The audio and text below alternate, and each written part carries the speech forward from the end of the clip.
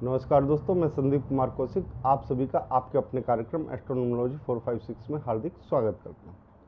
दोस्तों, आज हम बात करने जा रहे हैं मकर राशि मई 2024 में इनका कैसे रहने वाला है। जैसा कि चार्ट आप लोगों के सामने है,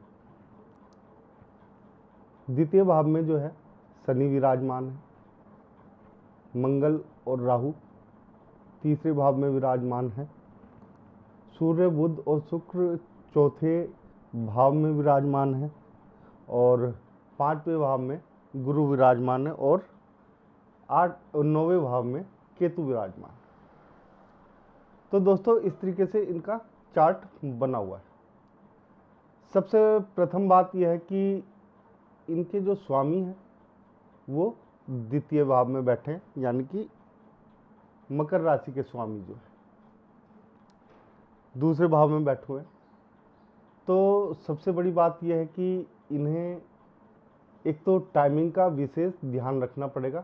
जीवन में समय की कीमत इन्हें पहचाननी पड़ेगी।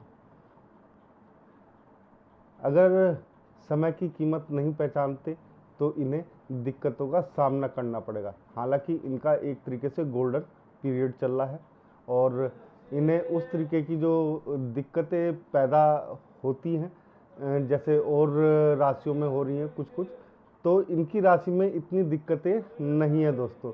इन्हें कुछ चीज़ों का ख्याल रखना पड़ेगा जिसके कारण ये अपना जो है समय और भी बेहतर बना सकते हैं। दोस्तों, प्रथम भाव में इनका जो शनि ग्रह है, ठीक है ना, वो तो द्वितीय भाव में बैठा है, लेकिन शनि ग्रह इनके स्वयं के भाव के देवता है। तो ऐसे में इन्हें क्या करना चाहिए, यानी कि शारीरिक तौर पे ये कैसे रहेंगे। दोस्तों, इस समय इन्हें खाया पिया थोड़ा सा एक्स्ट्रा लगेगा, कोई ज़्यादा खास समस्याएं नहीं होंगी इनको।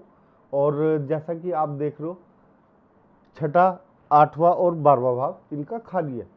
ऐसे में अगर ये तीनों भाव खाली होते तो इन्हें किसी भी राशि को इतनी दिक्कतें नहीं होती जितनी और लोगों को झेलनी पड़ती है।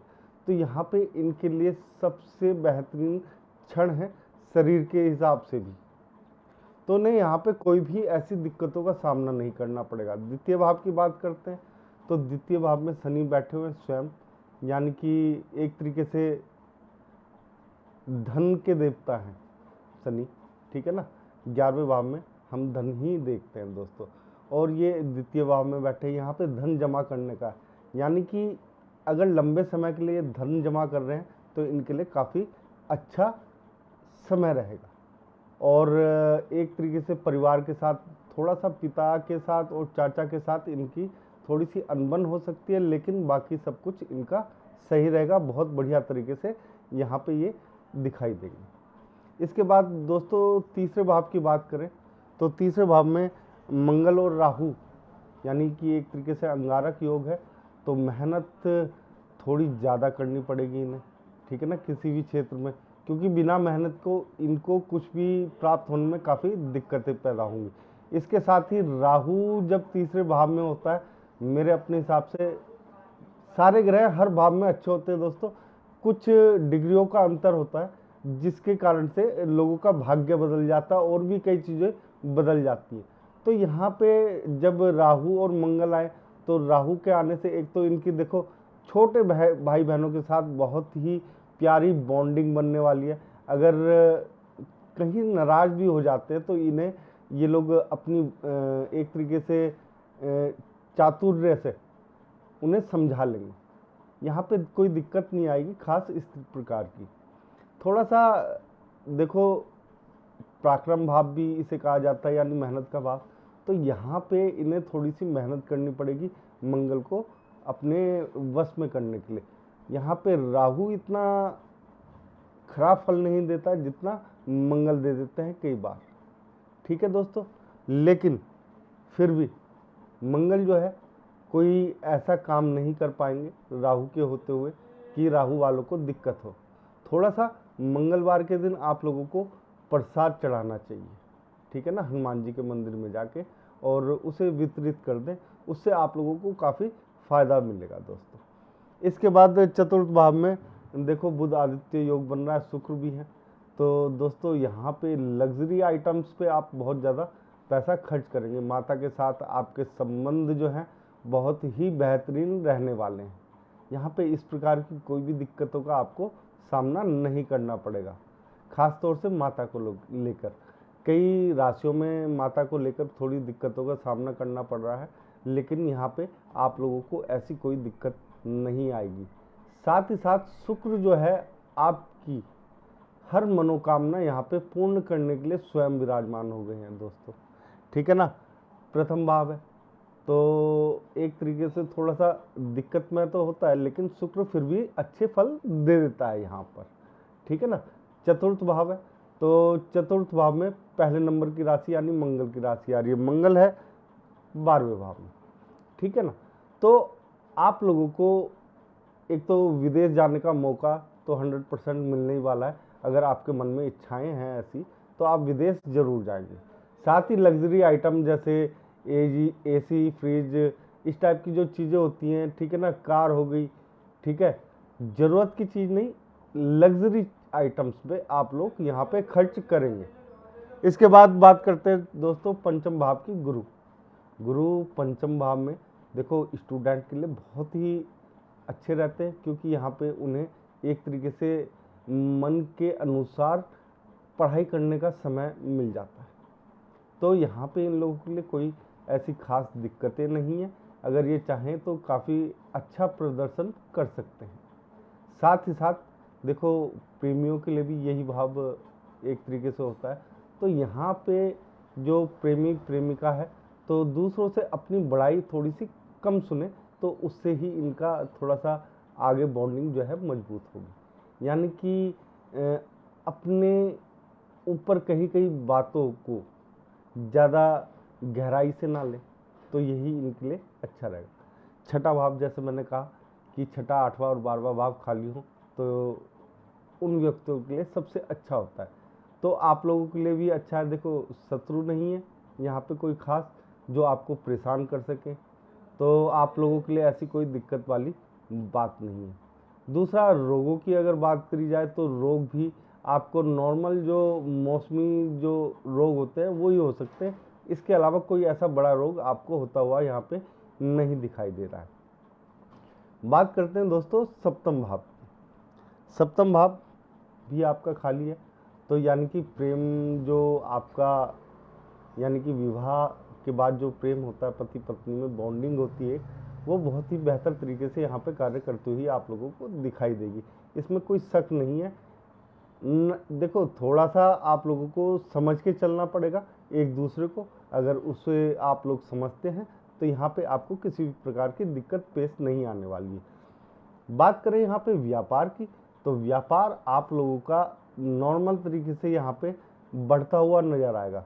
घटेगा नहीं दोस्तों, बढ़ेगा, याद रखना मेरी बात। लेकिन इतना भी नहीं बढ़ेगा।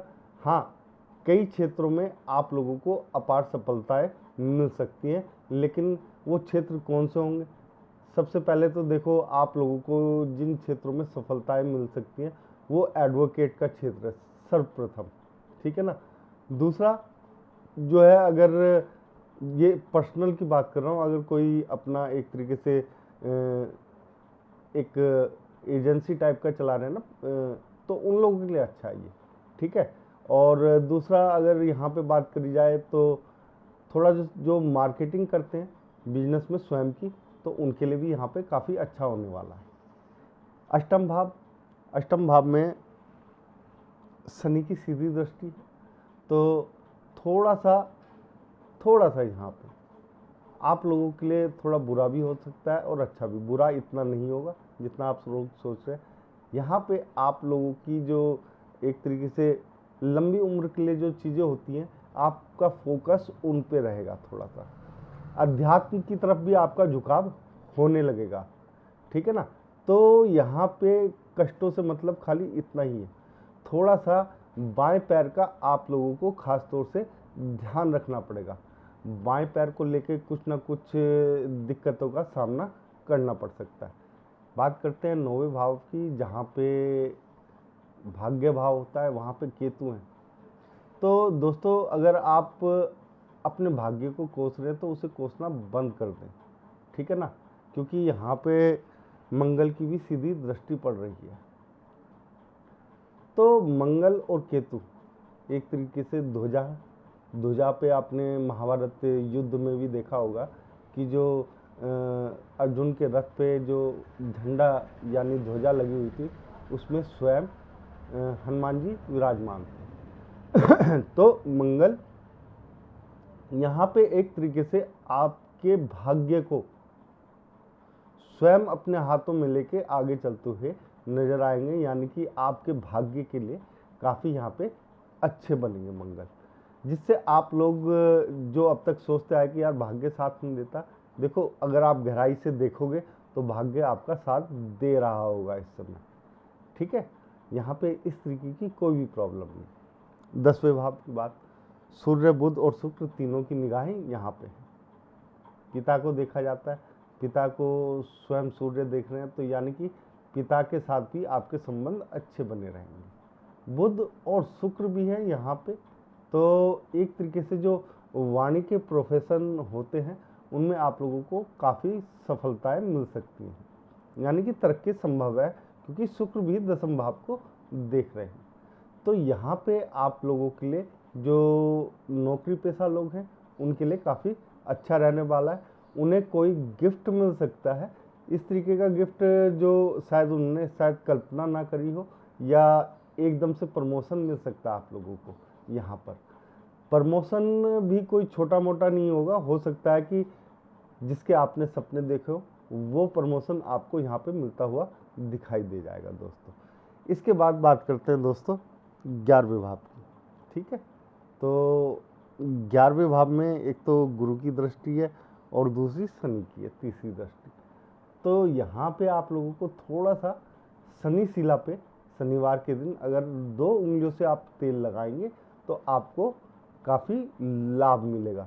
यानी कि अगर आप लोग चाहते हैं आपकी जो आमदनी है वो बरकरार रहे या थोड़ी सी ऊपर उठे, तो देखो यहाँ पे आपको शनि शिला पे 2 उंगलियों से तेल लगाना पड़ेगा, और ये 8 बार लगाना है आप लोगों ने। याद रखना दोस्तों, 8 बार आप लोगों को शनि शिला पे तेल लगाना है हर शनिवार के दिन। इससे आपका जो धन आने का रास्ते हैं उसमें जो थोड़ी बहुत ब्लॉकेज है वो हट जाएगी।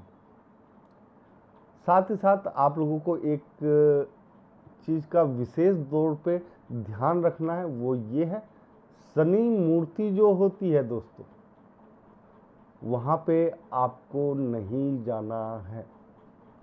साथ ही साथ अगर गलती से आप चले भी गए हैं तो उनकी आंखों में नहीं देखना है, इससे आपको धन का आघात लग सकता है।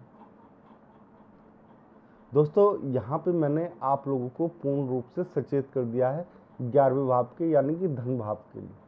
अगर आप लोग चाहते हैं कि कोई ऐसी चीज़ें ना हो जिससे आपको भविष्य में कोई खतरा उठाना पड़े, तो आप लोगों को ये करना पड़ेगा। शनि के उपाय और मंगल के उपाय मैंने 2 उपाय बताए हैं इस वीडियो में, आप लोगों को इन पे आप लोगों को ज़्यादा ध्यान देने की आवश्यकता है। इसके बाद बात करते हैं दोस्तों 12वें भाव। 12वां भाव यानी कि मोक्ष का है, विदेश का है और व्यय का भाव है, तो ये खाली है। तो यहाँ पे विदेश जाने से संबंधित चीज़ें वैसे तो आपके भाग्य में लिखा हुआ है कि आप जा भी सकते हैं, घूम भी सकते हैं ऐसो आराम में, यानी कि आप लोग काम से नहीं जाएंगे, घूमने से जाएंगे। तो यहाँ पे व्यय उस चीज़ में होगा आपका। बात रही मोक्ष की दोस्तों, तो जिस राशि में शनि आ जाते हैं तो देखो उन व्यक्तियों को मोक्ष की तरफ अपने आप जाना ही पड़ता है, यानी प्रभु के चरणों में ध्यान लगाना ही पड़ता है। ये बात देखो 99% तक सत्य मानता हूँ मैं, क्योंकि 1% देखो व्यक्ति कौन क्या करे इसका किसी को नहीं मालूम, ठीक है। लेकिन यहाँ पे आप लोग जो है प्रभु की आराधना करते हुए अपना समय बिताएंगे और उससे आप लोगों के काफ़ी बिगड़े हुए काम भी बनने लगेंगे।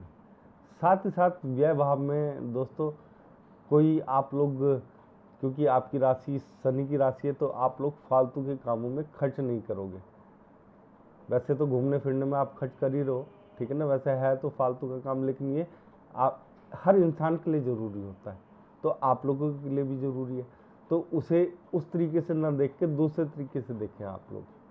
ठीक है दोस्तों अगर आप लोगों को हमारा ये छोटा सा कार्यक्रम पसंद आया है तो ज़्यादा से ज़्यादा लाइक करें, शेयर करें और हमारे चैनल को सब्सक्राइब करना ना भूलें।